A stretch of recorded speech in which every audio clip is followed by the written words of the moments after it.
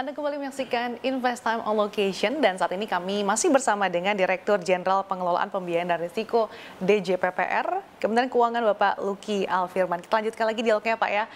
Pak Luki, melihat peningkatan minat masyarakat untuk berinvestasi di SBN Retail, ada rencana nggak sih Pak Kementerian Keuangan ini untuk menambah mitra distribusi? Nah, targetnya seperti apa nih Pak ke depannya?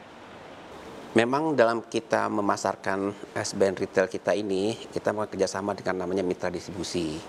Dan mitra distribusi pun kita istilahnya terus berkembang, berevolusi terus. Kita mulai dari jumlahnya, waktu itu kita mulai dengan jumlah yang kecil, sekarang sudah mencapai 28 sampai 30. Kita mulai dari hanya menggunakan mitra dari bank, perbankan, sekarang kita sudah juga menggandeng kayak misalnya fintech, perusahaan sekuritas, itu sudah kita ajak kerjasama juga. Poinnya adalah bagaimana kita memperluas kerjasama ini dengan tujuan lebih lagi memperluas akses masyarakat untuk bisa membeli SBN retail kita ini. Tadi saya sampaikan per hari ini misalnya kita sudah bekerjasama dengan 28 sampai 30 mitra distribusi. Nah, memang kita selalu membuka kalau ada yang ingin bekerja sama, jadi ini selalu dua arah. Kita juga suka mengajak mereka, tapi kita juga menerima tawaran. Kalau ada yang mengajak kita kerjasama, kita juga sangat welcome. Tentu saja ada standar-standar tertentu yang harus dipenuhi, ada requirement-nya, karena kita juga ingin memastikan bahwa standar-standar tersebut terpenuhi di sisi keamanan, kenyamanan, ada prosedur tersebut yang harus kita sepakati bersama. Tapi kita saat ini sudah punya untuk Sun misalnya, untuk SBR 011 ini kita bekerjasama dengan 28 mitra distribusi. Artinya Kementerian Keuangan terus berupaya Pak untuk memperluas akses supaya investor lebih banyak lagi berinvestasi.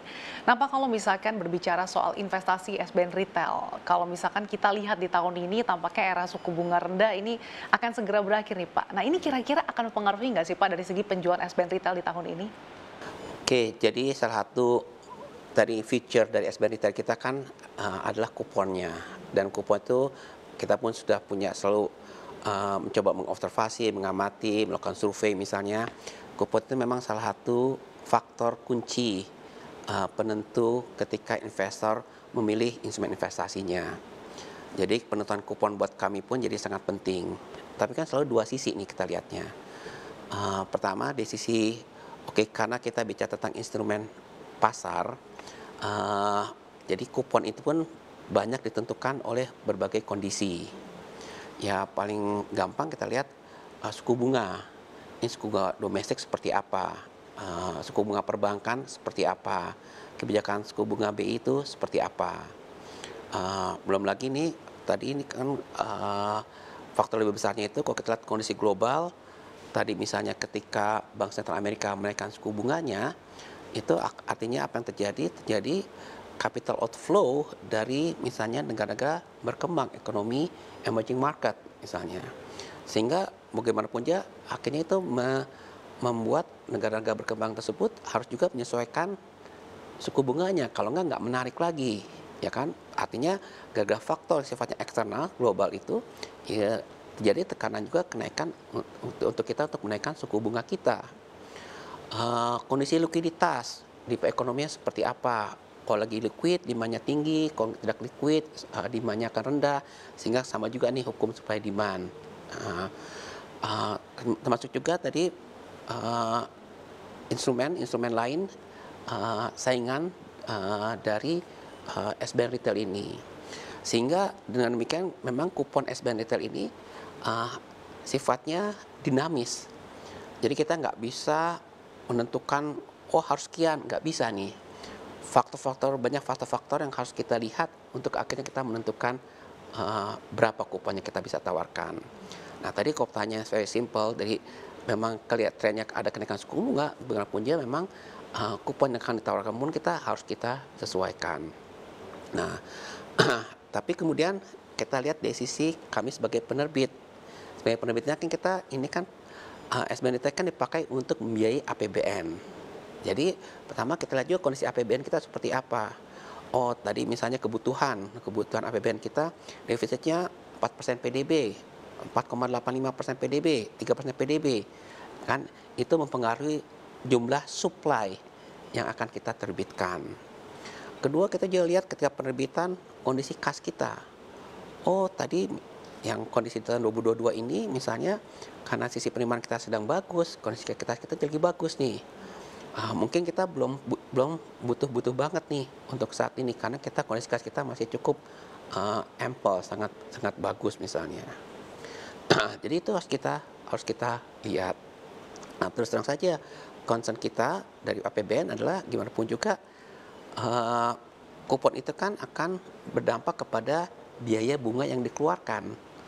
Nah, kita kan nggak pengen mengeluarkan biaya bunga terlalu tinggi karena kembali lagi itu kan yang membayar itu kan pasti gimana pun juga APBN-nya. Nah, jadi bagaimana mencari keseimbangan? Kita membuat kupon tetap menarik bagi masyarakat, tapi di satu sisi kami juga harus menahan supaya bunga-bunga ini nggak terlalu membebani APBN. Nah, itu yang coba kita cari keseimbangannya. Jadi artinya sebetulnya salah satu penentuan atau pertimbangan dalam menentukan kupon, salah satunya juga pertimbangan kenaikan suku bunga acuan juga ya Pak. Tapi pasti yang tentunya ada banyak faktor di dalamnya Pak. Tapi kalau misalkan kita lihat suku bunga acuan naik nih Pak, apakah akan serta-merta menurunkan minat penjualan retail SBN Pak? Anda melihatnya seperti apa? Tadi saya sampaikan tadi kan misalnya untuk SBN retail kita dua jenis. Ada yang tradable, ada yang non-tradable. Nah, yang non-tradable ini kita itu dilengkapi biasanya dengan feature namanya floating with floor. Nah, floating with floor tadi acuan tadi adalah suku bunga Bank Indonesia. Jadi kalau suku bunga Bank Indonesia naik, kita ikut naikkan secara otomatis. Tapi kalau dia turun, kita ada floor-nya. Yang tradable nggak ada fasilitas itu, nggak ada feature itu. Tapi mereka sudah berhitung karena bisa diperjualkan di secondary market. Jadi bisa ada gain juga, mereka bisa dapat capital gain juga misalnya di secondary marketnya. Itu feature itu yang kita serahkan kepada masyarakat. Jadi masyarakat investor itu bisa memilih dengan feature seperti ini mana yang menarik, mana yang cocok buat saya, buat investor tersebut. Tadi kalau soal kenaikan suku bunga itu tadi mempengaruhi berbagai instrumen investasi yang lain seperti apa, itu ke instrumen SBN seperti apa, itu pasti yang satu yang harus dilihat oleh para investor.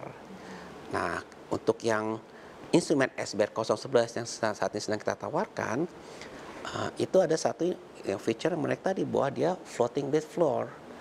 Jadi kalau misalnya kita antisipasi ada kenaikan suku bunga di masa mendatang, ini kuponnya pun akan disesuaikan.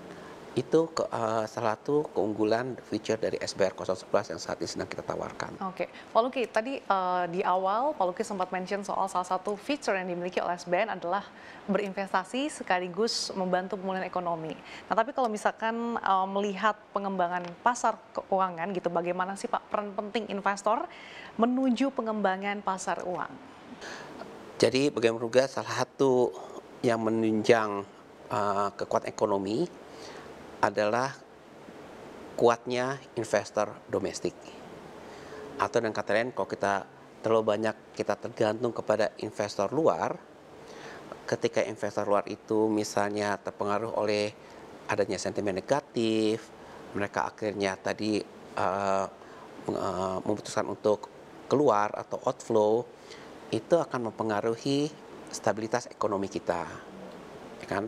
Jadi yang paling ideal adalah bagaimana ekonomi kita itu, pasar keuangan itu ditunjang, didukung oleh justru investor domestiknya. Nah, itu yang coba kita lakukan bersama-sama pemerintah dengan otoritas lain, ada BI, ada OJK, ada LPS, bagaimana terus memperdalam pasar keuangan kita. Nah, salah satunya dengan lebih banyak lagi menarik investor-investor untuk investor retail khususnya untuk berinvestasi di dalam negeri. Nah, kita menyediakan instrumen, salah satunya SBN Retail tadi. Jadi makin banyak nanti daripada uangnya taruh di luar negeri, daripada uangnya ditaruh spekulasi yang nggak jelas, daripada uangnya ditaruh di bawah bantal. Nah, sekarang ada instrumen SBN Retail yang tadi insya Allah aman karena dijamin pemerintah. Bunganya menarik, ya kan, cukup kompetitif, sangat mudah. Tadi bisa diakses melalui gadget kita, handphone kita.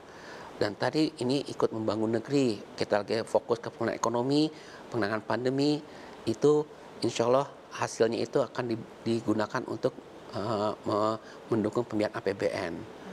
Nah, dengan feature tersebut, ya tadi kita berharap lebih banyak lagi investor retail untuk ikut berpartisipasi membeli SBN retail kita.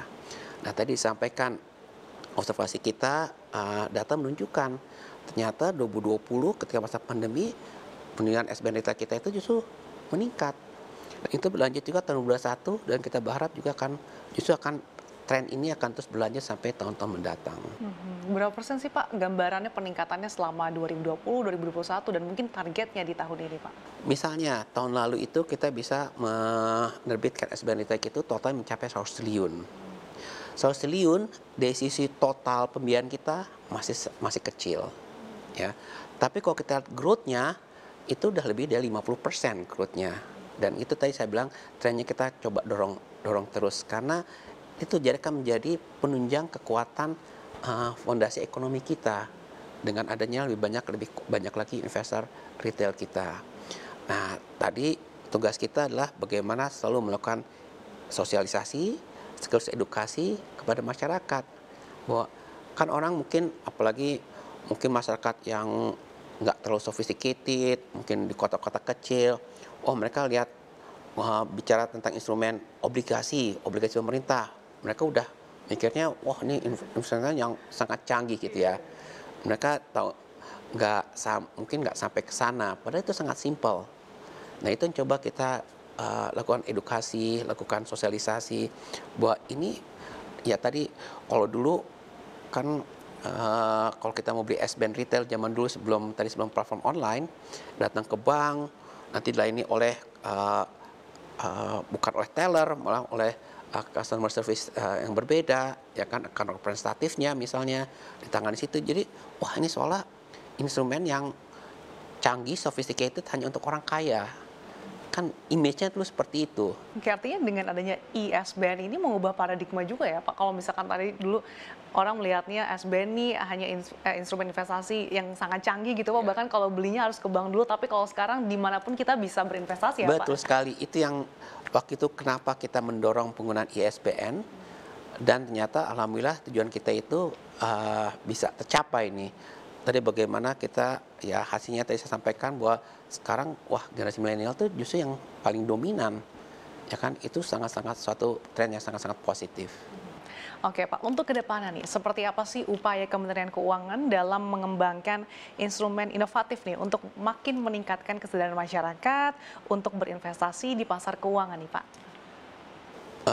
Jadi makin kesini itu kan pasar keuangan itu berkembang sangat cepat. Persaingan makin ketat, makanya kami di pemerintah, Kementerian Keuangan juga harus terus berinovasi, berkreasi nih, bagaimana kita menciptakan instrumen-instrumen supaya tetap bisa menarik, ya kan. Nah, salah satunya misalnya, satu sisi pemerintah saat ini sangat concern terhadap bagaimana menangani perubahan iklim, soal climate change. Kita ingin pembangunan kita yang sifatnya lebih berkelanjutan, mendukung pencapaian SDG kita, mendukung pembangunan sifatnya hijau. Nah, makanya salah satu di sisi pembiayaan kita juga menerbitkan instrumen obligasi atau SBN yang bersifat green, yang bersifat hijau, yang bersifat mendukung pencapaian SDG. Jadi konkretnya kemarin itu sejak tahun 2018 misalnya, kita sudah menerbitkan namanya Green Sukuk. Jadi sukuk yang SBN yang berbasis syariah, prinsip syariah, tapi itu kita dengan elemen berbasis green. Jadi artinya pembiayaannya itu digunakan dengan underlying proyek yang sifatnya green. Nah, kemudian kita lebih lanjut lagi, kita juga menerbitkan SDG bond. Jadi bond itu, SBN kita itu digunakan untuk menunjang pembangunan infrastruktur misalnya, program-program yang mendukung pencapaian SDG, tujuan SDG goals kita. Nah, khusus yang retail, sejak tahun 2019 kita juga sudah menerbitkan namanya sukuk retail.